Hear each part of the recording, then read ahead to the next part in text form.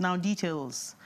The Speaker, Rivers State House of Assembly, Martin Amaewhule, has described the inability of Governor Siminalayi Fubara to present the 2025 budget to the Assembly before spending as an offence. This formed part of the issues raised at the commencement of impeachment proceedings against the governor during plenary. Nkiru on JSC has details. The majority leader of the House, Major Jack, who said the House was relying on Section 188 of the Constitution, ruled out 7 points of alleged gross misconduct against Governor Fubara, including the demolition of the House of Assembly complex, extra budgetary spending, and withholding of the funds meant for the Assembly Service Commission.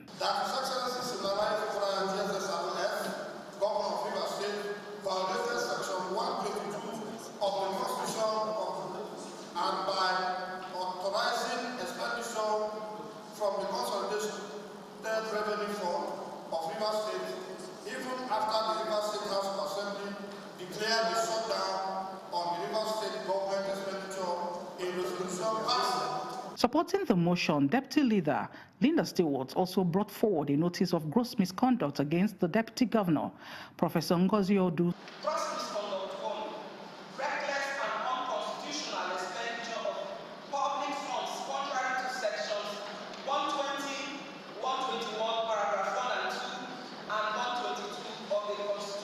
Speaker of the House, Martin Amaewhule, alleged that the inability of the governor and his deputy to present the 2025 budget before spending is an offence and a threat to democracy. 26 members of Rivers House of Assembly have brought allegations against the governor and the deputy governor. It is important that the process be allowed to go through in line with the provisions of the Constitution. This is the second time the Rivers State House of Assembly is initiating an impeachment process against Governor Fubara over the same allegations. In Port Harcourt, Nkiru Onyejesi, NTA News.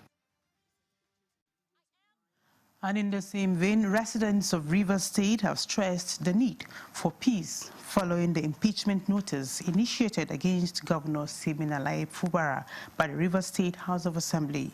Some of the people who spoke with Robinson described the development as an act capable of throwing the state into another round of political crisis.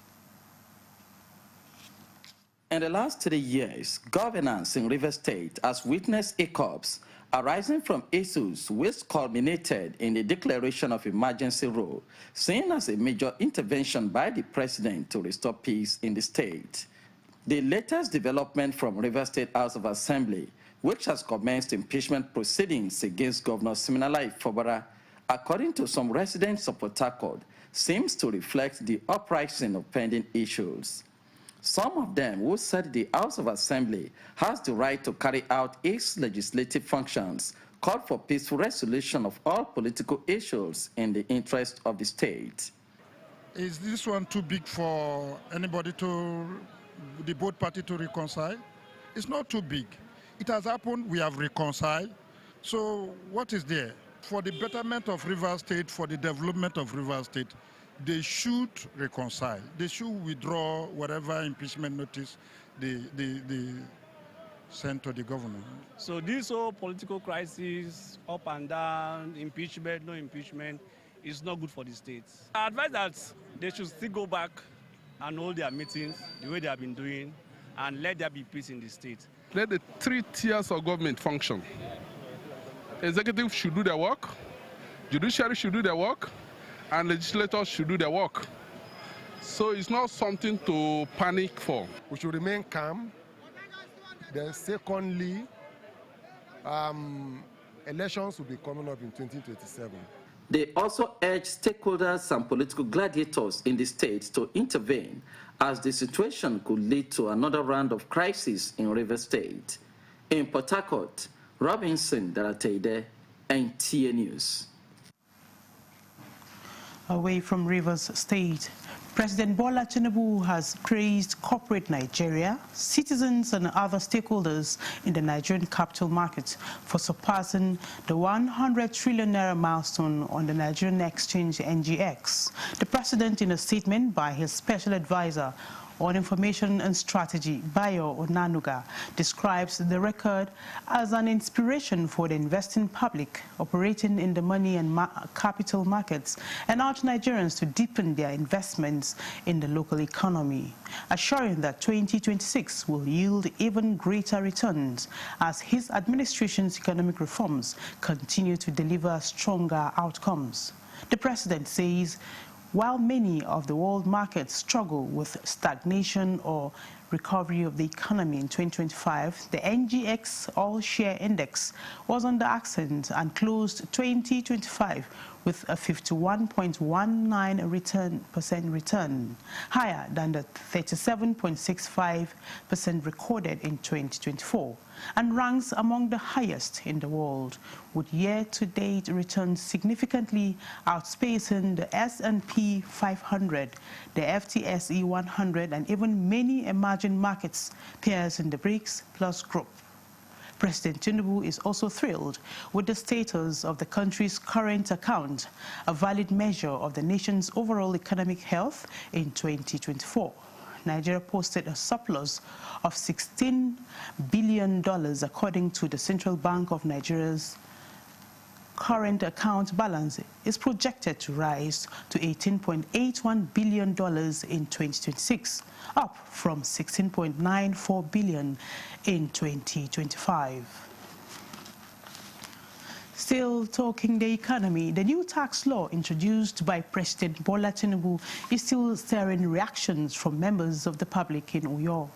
Joy Ubani reports that economists and residents are hopeful that the tax reforms will be transparent and aid in improving the living standards of Nigerians.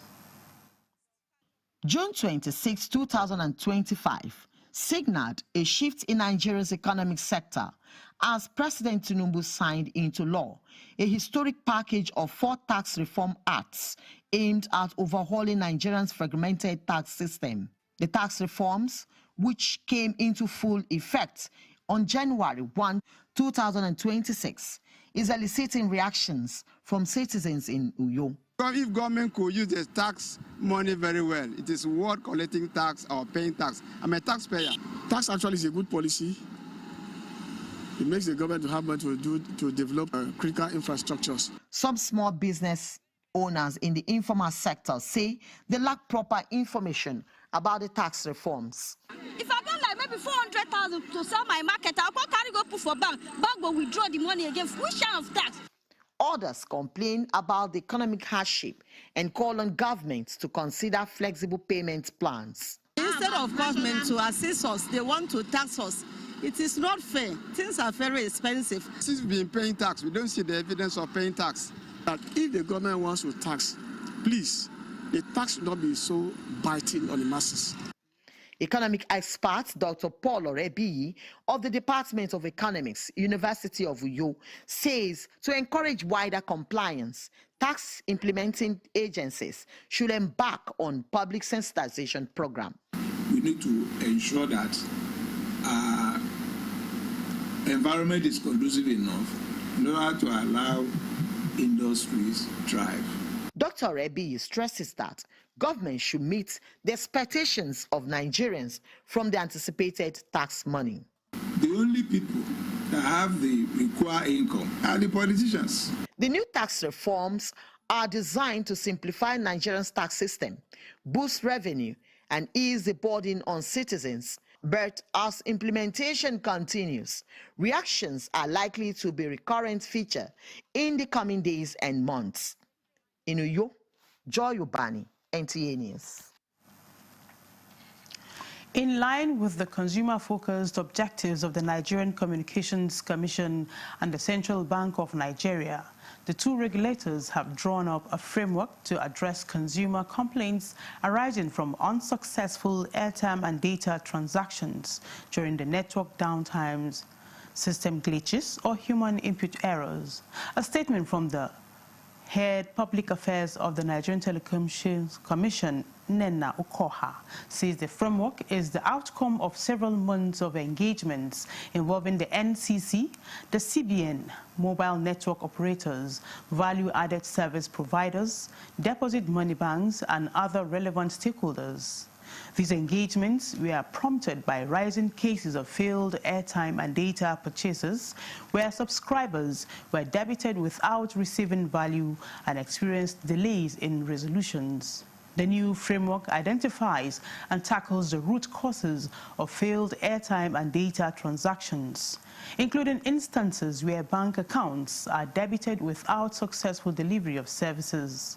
It also prescribes as enforceable service-level agreements for mobile network operators and deposit money banks, clearly outlining the roles and responsibilities of each stakeholder in the transaction and resolution process. Under the new framework, where a customer is debited but fails to receive value for airtime or data, the purchaser is entitled to refund within 30 seconds, except in circumstances where the transaction remains pending, of which the refund can take up to 24 hours. The framework further mandates operators to notify consumers via SMS of success or failure of every transaction. Director of Consumer Affairs at the NCC, Mrs. Freda Bruce Bennett, says implementation of the framework is expected to commence on March 1, 2026, once the two regulators have made final approvals and technical integration by all mobile network operators, value-added service providers, and deposit money bank is concluded. This is the news at 10 on NTA News 24. We'll be right back after this message. Do stay with us.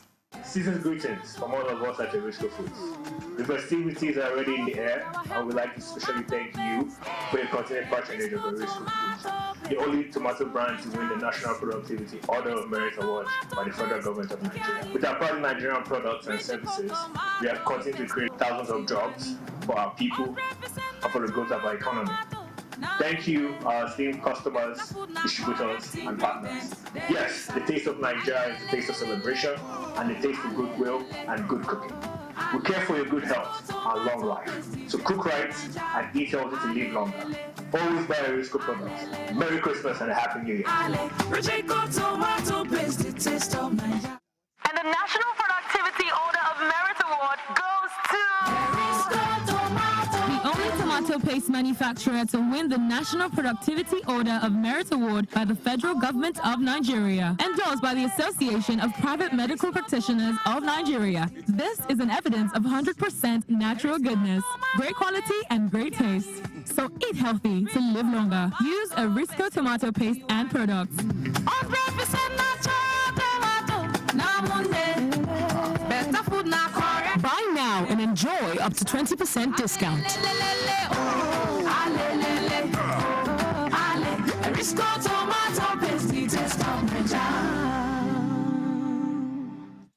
From concept to creation, our engineers push the boundaries of technology, seamlessly blending performance and sustainability with a deep commitment to African ingenuity. Introducing the CNG Boss, a remarkable achievement in engineering designed to operate on compressed natural gas, a cleaner and more sustainable fuel alternative. At Innocent Vehicles, we proudly lead the way in creating greener mobility across Africa. And it doesn't stop there. From SUVs to sedans, spacious buses to electric cars, Innocent offers a wide range of models designed to meet every need. Innocent Vehicle, the pride of African roads. This is NTA News 24. Thank you for staying tuned. Nigeria's downstream oil market is witnessing a rare relief for motorists as increased competition among marketers continue to drive petrol pump prices down. Now in Abuja, our energy correspondent Lydia Sampson reports that while some petrol stations are virtually empty despite having products, others are experiencing higher patronage. Fuel attendants beckoning motorists to their dispensing stations. Across Nigeria, queues are thinning out at filling stations, while petrol stations offering the most affordable rates are visibly enjoying uninterrupted demand. They are selling 739 naira per liter, so compared to other filling stations. So it's because of that. That's why people are trooping in here. A lot of oil drivers have said that the fuel from here stays longer in your machine. It takes longer to burn. And I've tried it once or twice. I think I've enjoyed it. And that's why I'm here. I don't mind to wait a little while in order to get a better deal. There's availability of petrol, but some stations are simply overwhelmed because of prices. But in a nutshell, why do you think people are trooping your petrol station? Okay, first of all, I would like to commend Dangote for being indigenous, for bringing the refinery to Nigeria and giving individuals at a very low cost. There are queues here because of the low cost. We are selling at 739, while others are selling 830, 835 like that. So, and again, even if we are overwhelmed, we manage it. You see how seamless the lines are? Very happy motorists applaud the competition and express hope that more price reductions will follow as supply stabilizes and import costs ease. Already in major cities, several independent and retail outlets have been cutting price, with some selling lower than 800 naira per litre, a drop that commuters and motorists want to go even lower. It's not, I don't think it's coming down the way we want it. Yes, I think the competition should bring it lower. Well, basically, I think we should applaud the government for bringing it down, and we still want more of the price coming down, so it will ease the economy of the country as well. They attribute the development to intensified rivalry among private marketers who are striving to attract customers in a fully deregulated environment. The healthy competition for many is a sign that market forces are gradually taking effect. However, industry experts caution that sustained lower prices will depend on exchange rates, global crude trend, and domestic refining capacity. But for now, many Nigerians see the emerging price war as the most welcome news in months and a glimpse of what true market liberalization could mean for consumers. In Abuja, Lydia Sampson, NTA News. Many thanks, Lydia. Indeed, a sigh of relief. Meanwhile, the Nigerian Upstream Petroleum Regulatory Commission, NUPRC, and the Nigerian Midstream and Downstream Petroleum Regulatory Authority are taking steps towards enhancing regulatory efficiency and encouraging investment in Nigeria's oil and gas sector. The renewed collaboration was formalized at a meeting held at the NUPRC headquarters in Abuja.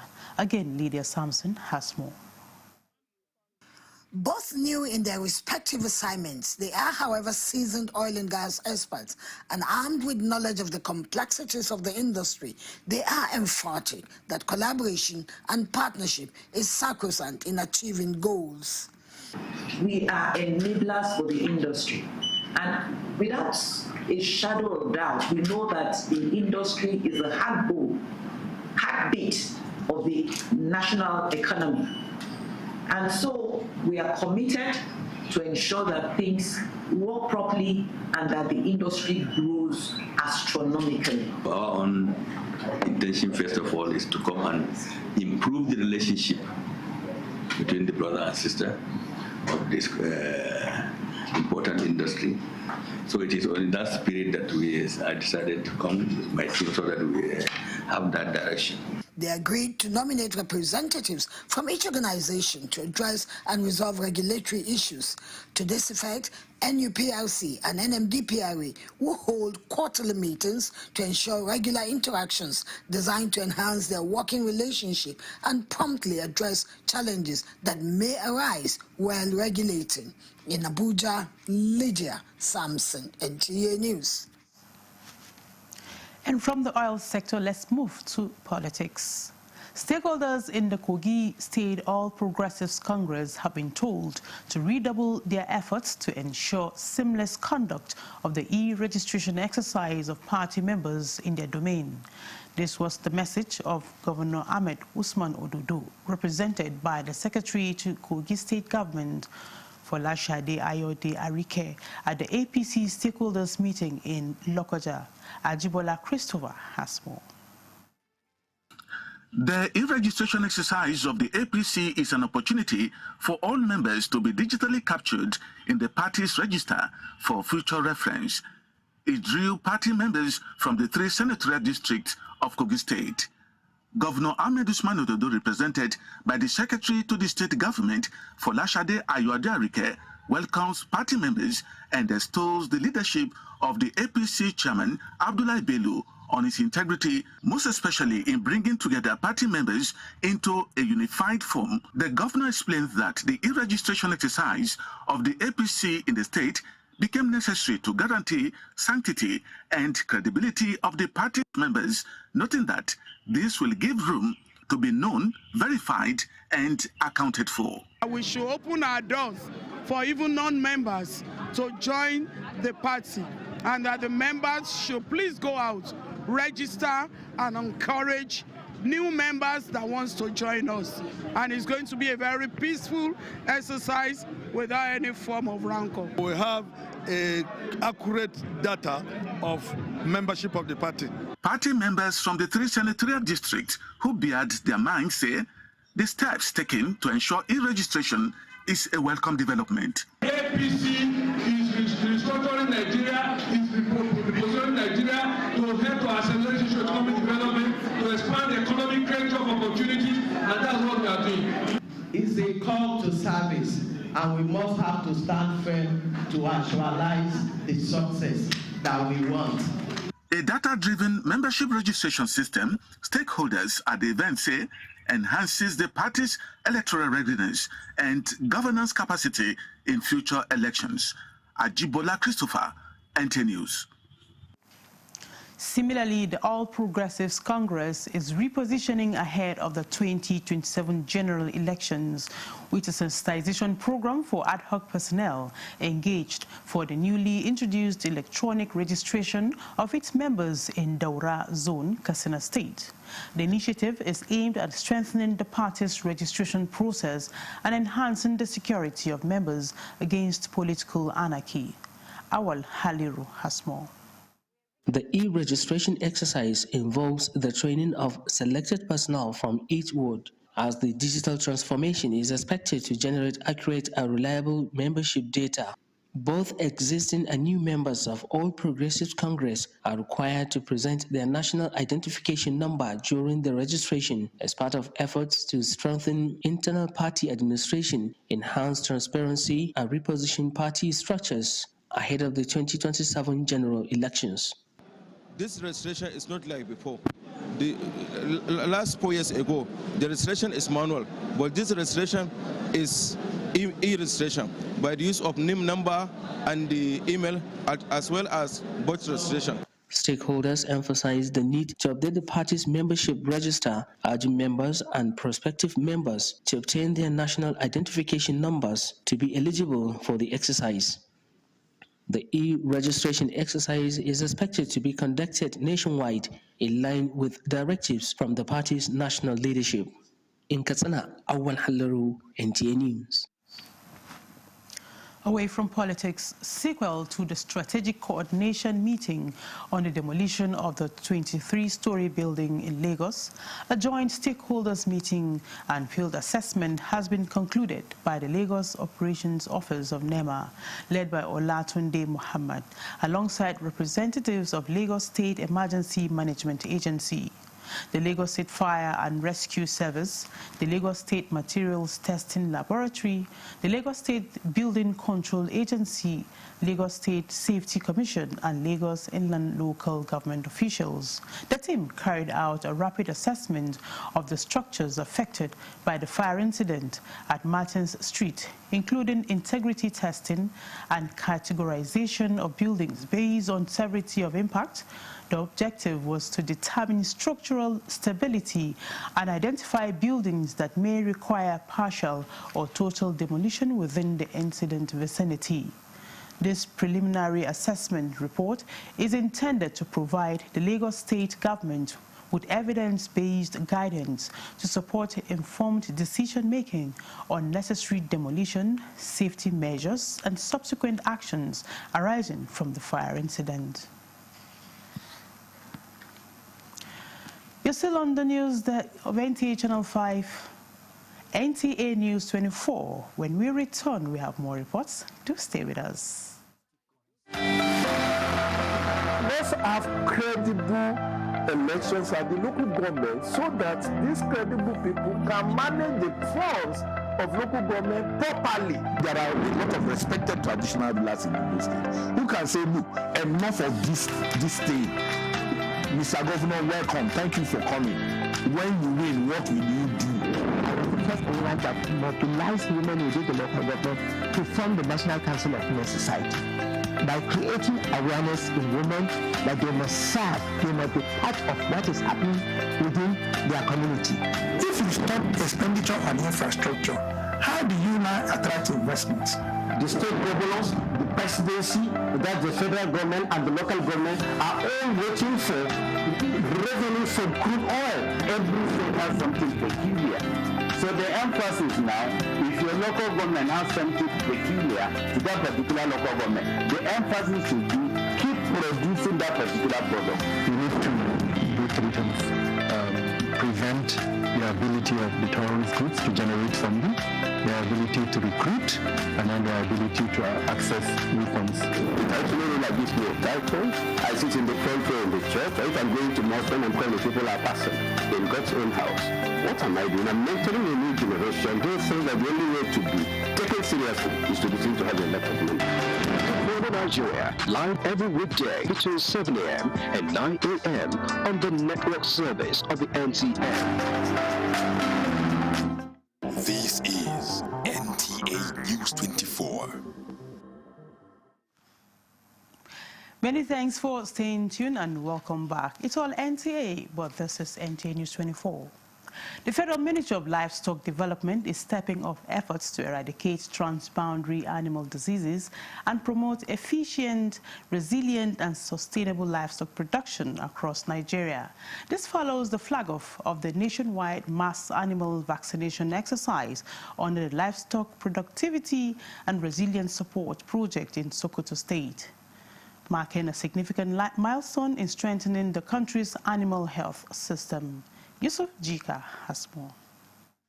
Although only 20 states have subscribed to the World Bank Livestock Productivity and Resilience Support Project, but this vaccination exercise is to be carried out in all the 36 states of the Federation and the FCT. And the reason is simple.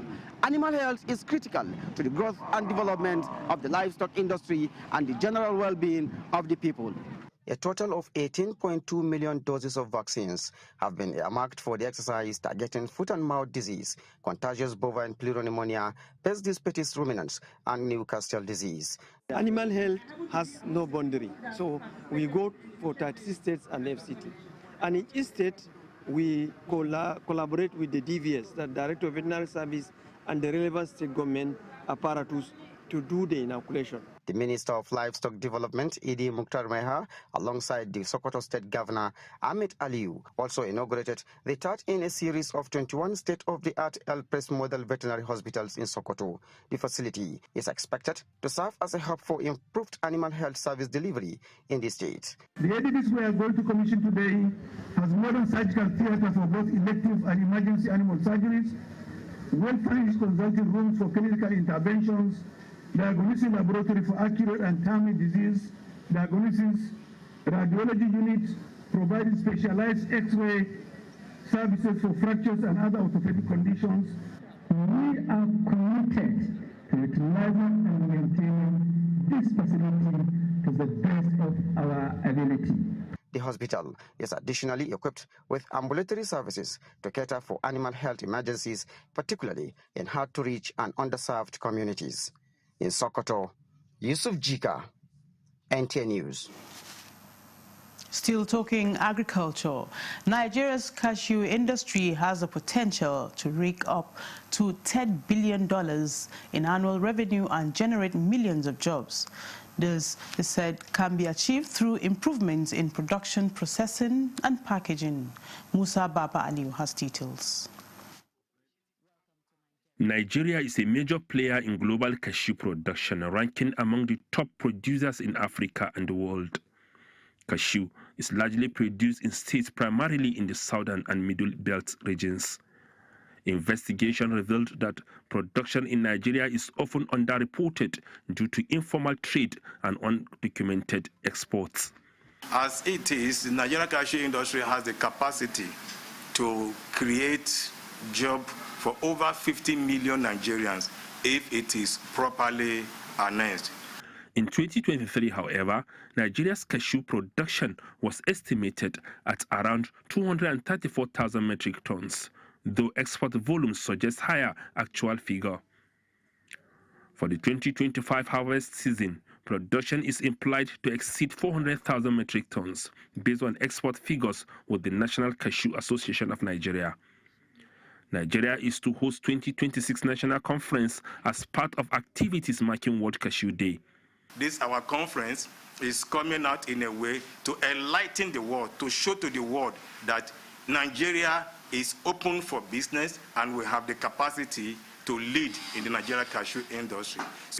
We don't want to produce inorganic cashew. We are promoting our organic cashew because that is where the interest is. We have the land, we have the population, we have the financial capacity. Cashew accounted for 12.35% of Nigeria's non-oil exports in the last reported period, with overall non-oil exports surging 21% year-on-year. Africa's overall cashew market is growing, with the continent's production valued at $856 million in 2024 and projected to reach $1.19 billion by 2033. Musa Baba Aliyu, NTA News. 89,000 vulnerable men, women and youths are set to be employed to drive the renewed Hope Ward Development Initiative in the 178 political wards of Yobe State. Secretary to the state government, Baba Malam Wali, disclosed this at a high-level stakeholders engagement representing Governor Mai Malabuni. Yunusa Suleiman has more. This is a high-level stakeholders engagement, bringing together legislators, government officials, local government chairmen and youth groups, among others, to discuss objectives, mission, vision and implementation strategies of the renewed Hope Ward Development Initiative that seeks to bring development and hope to rural areas in the state. The purpose of this very, very important meeting, stakeholders engagement, is to start registration of our youth and women in order for especially youth and women. And out of the people, especially now, 500 people will be enrolled in each ward. And out of that, 30% will be female and 70% will be male. Making sure the economic reforms of the federal government get down quickly, quicker and faster.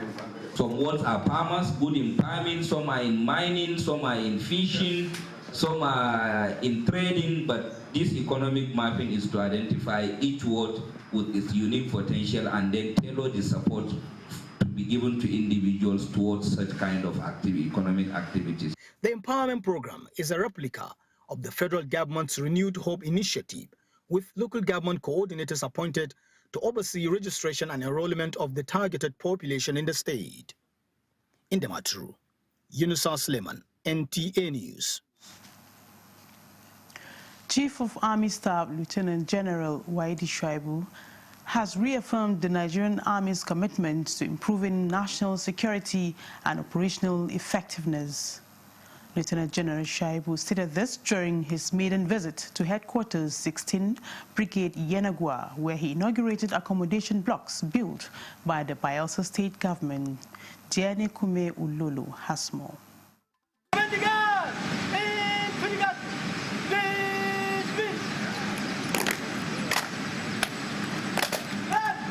The Chief of Army Staff, Lieutenant General Wahid Shaibu, arrived at the 16th Brigade where he inspected a quarter guard. The visit was the first since assuming office and was met with a warm reception by senior officers and personnel of the brigade. The Chief of Army Staff, Lieutenant General Wahid Shaibu, inaugurated 18-bedroom flat accommodation blocks built by the Bayelsa State Government for senior officers. To the glory of God, the benefit of humanity, and to the dignity of our officers and soldiers, to the glory of God. To God be the glory. Amen. Thank you. This gesture underscores the commitment to improving the welfare of the military personnel. The welfare of our troops have been prioritized. It's a topmost priority for us because we believe that with the appropriate welfare for the troops, they'll be able to do their job better. And linking that with what the state government have donated today, it will go a long way in mitigating the accommodation challenges here in 16th Brigade. 16th Brigade here, who had interacted and collaborated and worked with the Bayelsa State Government in security of lives and properties in this state. And when they brought that to our knowledge, we felt that the welfare of the soldiers was very important. And so we decided to embark on what we are about to commission today.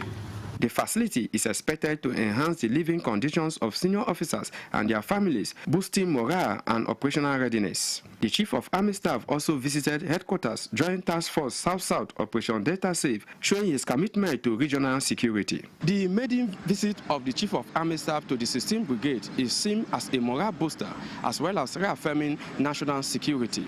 From Headquarters 16th Brigade, Dianukume Ulolo, NTA News.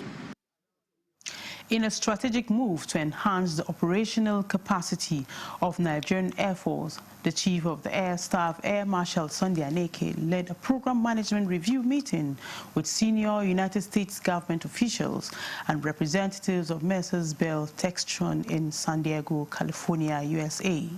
The engagement focused on fast-tracking the acquisition of 12 AH-1Z attack helicopters, a critical capability-enhanced professional and mission-ready force capable of delivering decisive air power in attainment of national security objectives.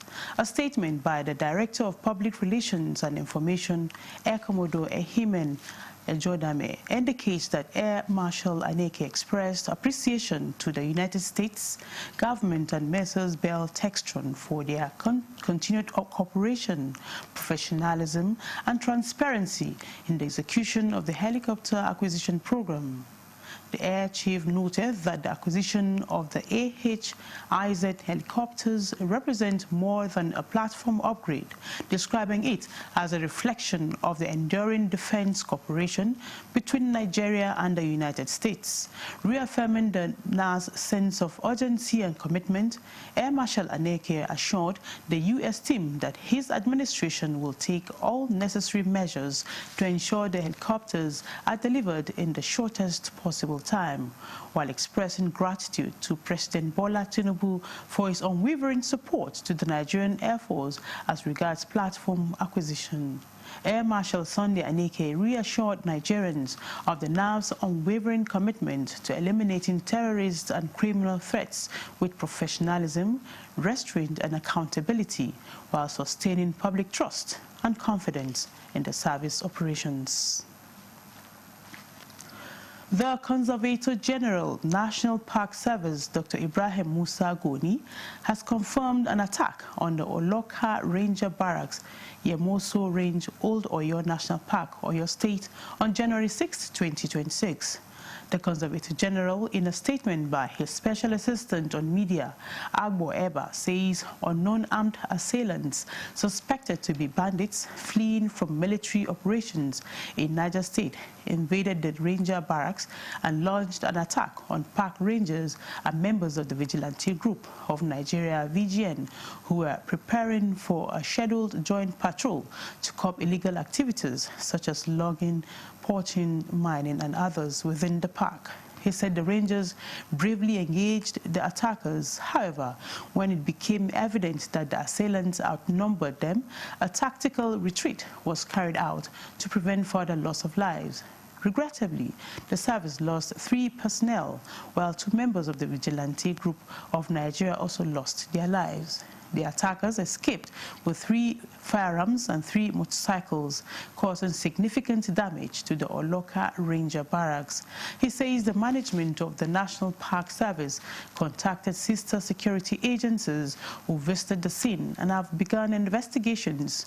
The Conservator General says the National Park Service has reached out to the bereaved families to commiserate with them and called the people, especially communities surrounding Old Oyo National Park, to remain calm and cooperate with security agencies currently deployed in the area. He also encourages the public to provide useful information that may assist ongoing investigations.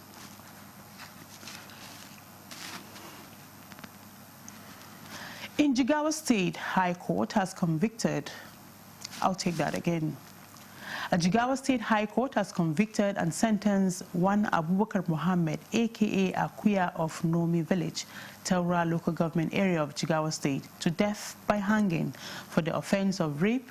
A statement from Abbas Rufai Wangara, Director of Publicity and Protocol of the Jigawa State Judiciary, says the presiding judge, Justice Ado Yusuf Brendan Kudu, delivering the judgment, found the convict guilty of having unlawful carnal intercourse with a 15-year-old boy from the same vicinity.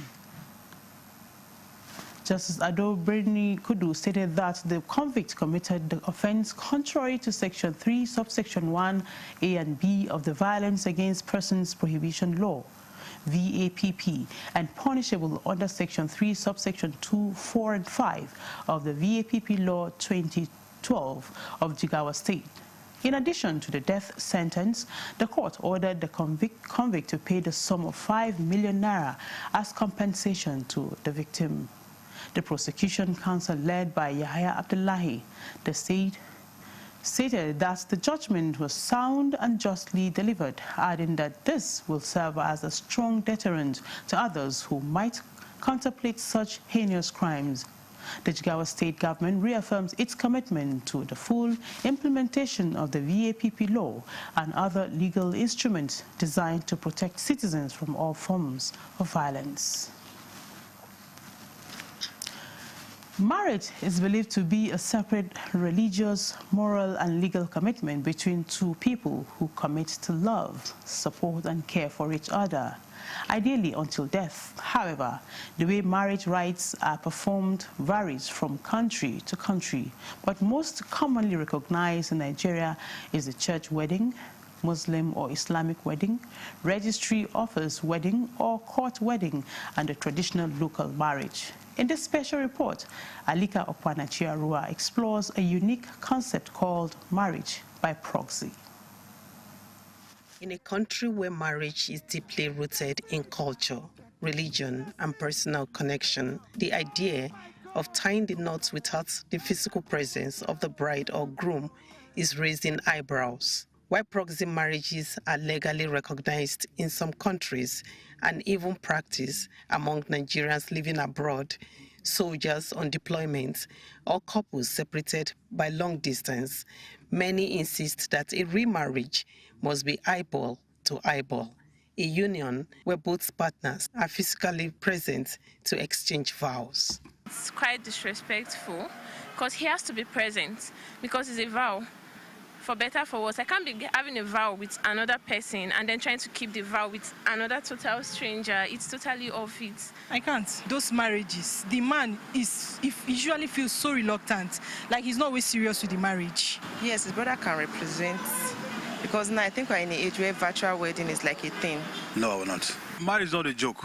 Marriage is not social media. Experts says the growing debate reflects changing social realities, especially with technologies bridging distances for couples separated by travel, work, or migration. You cannot have a marriage if they're not present, because they must read the vows.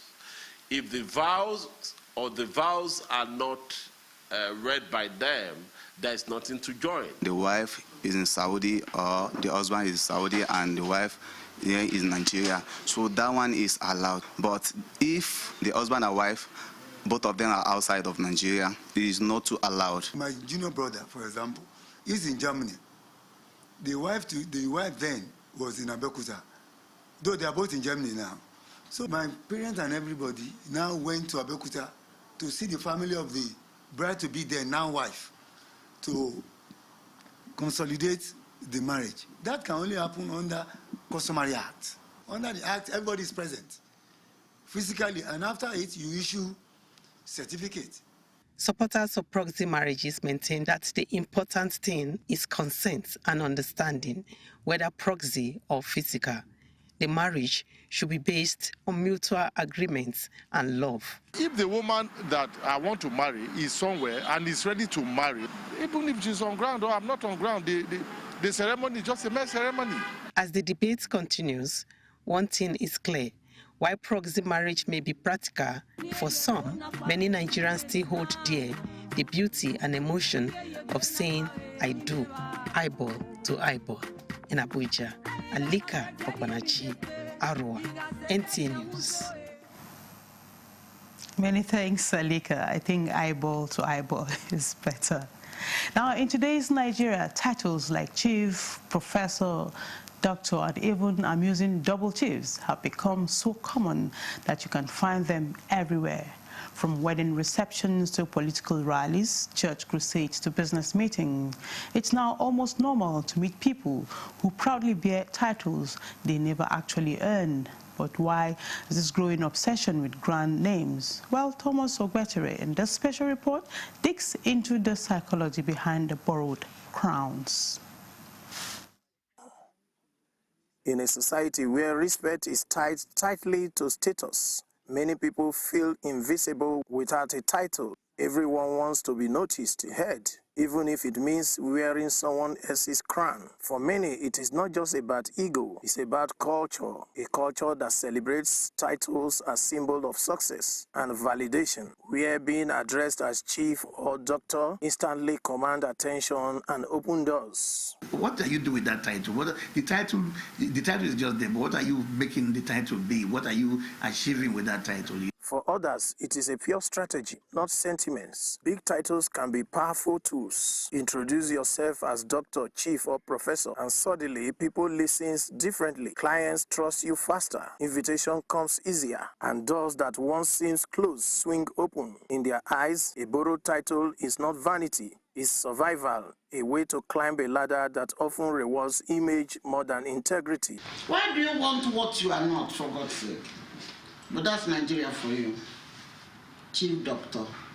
Even chief is not enough for them, right? They put doctor.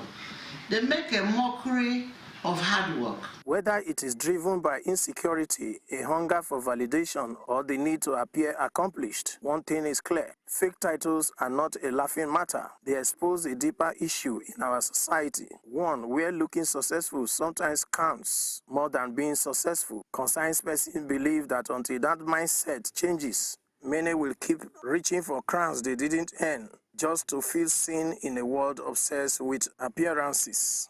Everyone yearns for that respect. So people would fake it just so they can be able to get respect, recognition, ultimately even positions. Experts believe that at its core, this obsession reflects a crisis of identity where worth is measured by external applause rather than genuine